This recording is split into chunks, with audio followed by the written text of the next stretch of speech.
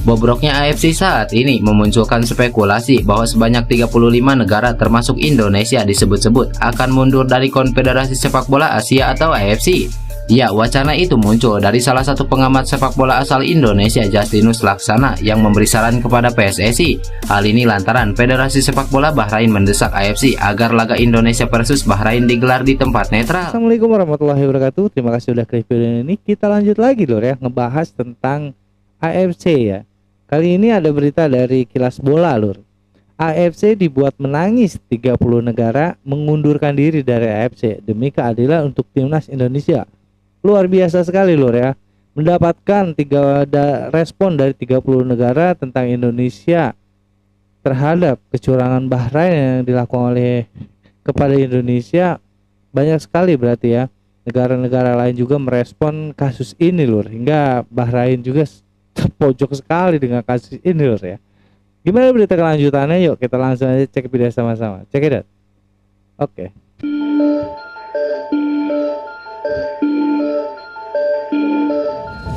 Federasi Sepak Bola Arab Saudi disebut tak segan-segan untuk mengeluarkan uang sebesar 507 miliar agar bisa meraih kemenangan lawan timnas Indonesia di putaran ketiga kualifikasi Piala Dunia 2026. Seperti yang diketahui, timnas Indonesia akan menjamu Arab Saudi di kualifikasi Piala Dunia 2026 pada November 2024 mendatang. Jelang pertandingan ini, skuad berjuluk The Grand Falcons tidak dalam performa terbaiknya. Tim yang diasuh Roberto Mancini ini kalah lawan Jepang dan ditahan imbang Bahrain.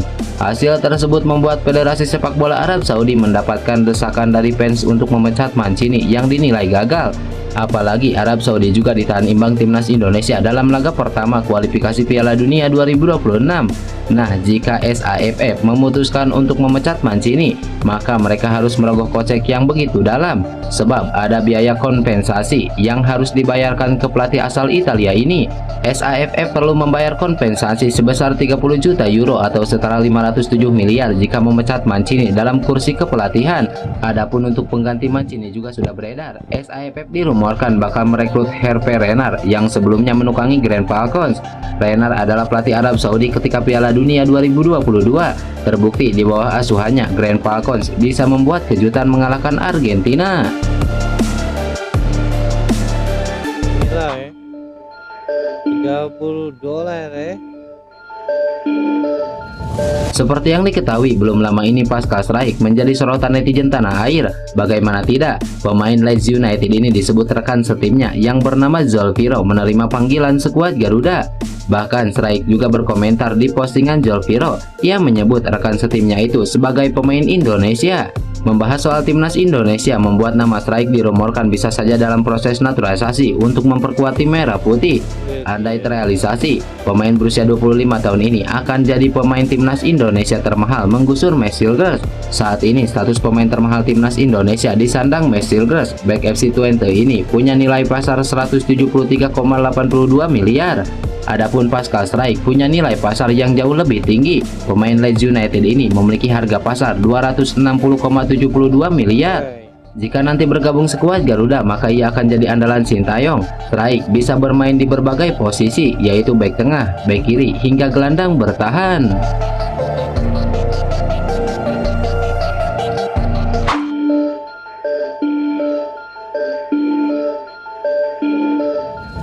Bobroknya AFC saat ini memunculkan spekulasi bahwa sebanyak 35 negara termasuk Indonesia disebut-sebut akan mundur dari Konfederasi Sepak Bola Asia atau AFC.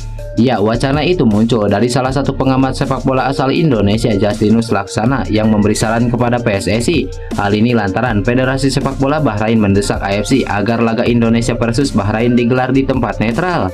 Meskipun sudah dikonfirmasi oleh FIFA bahwa laga antara Indonesia versus Bahrain wajib digelar di Indonesia, namun nampaknya pihak AFC dan Bahrain masih terus mencari solusi agar laga tersebut tak digelar di Indonesia. Bahkan pihak Bahrain saat ini sudah mengirim selebgram asal Bahrain bernama Noaimi untuk datang ke Indonesia. Entah apa niatnya. Sebab Noaimi belum lama ini mengejek kekalahan timnas Indonesia atas Cina dan melecehkan lagu Indonesia Raya. Bisa jadi kedatangan Noaimi ke Indonesia adalah untuk mencari masalah, untuk memunculkan stigma bahwa Indonesia tidak aman seperti yang dituduhkan Federasi Sepak Bola Bahrain. Noaimi memiliki 600.000 lebih followers di Instagram. Jadi apabila selegram satu ini mendapatkan kejadian yang tidak mengenakan di Indonesia, bisa menjadikan bahan bagi Bahrain untuk mengadu ke AFC dan FIFA. Mendengar hal ini, Coach Justin mendorong PSSI untuk pindah ke zona Oseania atau meminta bantuan negara-negara non-Asia Barat untuk melobi FIFA agar AFC dibagi menjadi dua. Rencana tersebut diajukan efek seringnya AFC menguntungkan negara-negara Asia Barat. Sekedar diketahui, Presiden AFC saat ini adalah Salman bin Ibrahim Al Khalifa yang berasal dari Bahrain, salah satu negara Asia Barat. Saking seringnya AFC memberi keuntungan kepada negara-negara Asia Barat, sampai muncul akromi AFC itu adalah Arab Football Confederation, bukan Asian Football Confederation. AFC kalau menurut gua si yang YouTuber atau Instagramer ini ya lur ya, dia adalah suruhan dari Bahrain juga untuk supaya dia kenapa-napa nanti, jadi Bahrain lebih kuat untuk membuat alasan tidak bermain di Indonesia. Ini mungkin yang dituju oleh YouTuber itu lur ya, atau Instagramer itu, melecehkan nyanyian dari Indonesia Raya. Sialan banget nih orang ya lur ya. Kita lanjut lur. Dibagi menjadi dua karena luasnya wilayah dan banyaknya negara yang dinaungi mereka.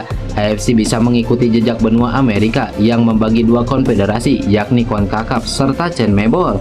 Jika AFC nanti dibagi menjadi dua, maka sebanyak 35 negara yang merupakan negara non-Asia Barat akan keluar dari AFC dan membentuk konfederasi yang baru. Sementara bagi AFC akan diisi oleh 12 negara yang merupakan negara Asia Barat. Mereka ialah Bahrain, Irak, Yordania, Kuwait, Lebanon, Oman, Palestina, Qatar, Arab Saudi, Suriah, Uni Emirat Arab, dan Yaman. Jika hal ini terrealisasi, maka kecurangan yang dilakukan negara-negara Arab, khususnya Bahrain, tidak akan terjadi lagi.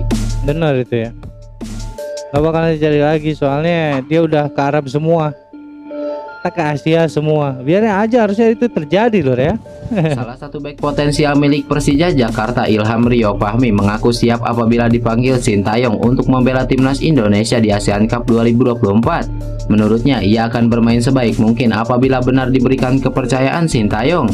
Peluang Ilham Rio Fahmi untuk tampil bersama timnas Indonesia di ASEAN Cup 2024 cukup besar. Pasalnya, Sintayong kemungkinan besar tidak akan panggil pemain-pemain abroad ke timnas Indonesia untuk event tersebut. Hal itu dikarenakan ASEAN Cup 2024 bukan agenda resmi FIFA. Para pemain abroad nantinya bisa dilarang untuk membela timnas Indonesia di ASEAN Cup. Adapun turnamen yang dulu bernama Piala AFF itu akan digelar pada 8 Desember 2024 sampai 5 Januari 2025. Sintayong diyakini akan mencari pemain-pemain dari Liga 1 untuk membela timnas Indonesia di ASEAN Cup. Ilham Rio Fahmi dikabarkan masuk ke dalam skuad yang akan dipanggil Sintayong. Selain Ilham Rio Fahmi, ada 3 pemain Persija Jakarta lainnya yang dikabarkan dipanggil Sintayong ke timnas Indonesia. Untuk saya, kapanpun saya dipanggil ke timnas Indonesia, saya selalu siap, saya selalu antusias.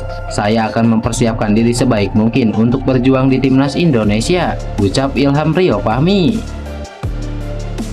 Seharusnya emang kayak gini ya, Sintayong merekrut lagi pemain-pemain terbaik Indonesia, walaupun itu dari U17 ataupun dari berapa lur ya, untuk memperkuat timnas Indonesia di lajang kualifikasi Piala Dunia 2026 ini, supaya Indonesia memang benar-benar lolos gitu lur ya. Kita lanjut lur.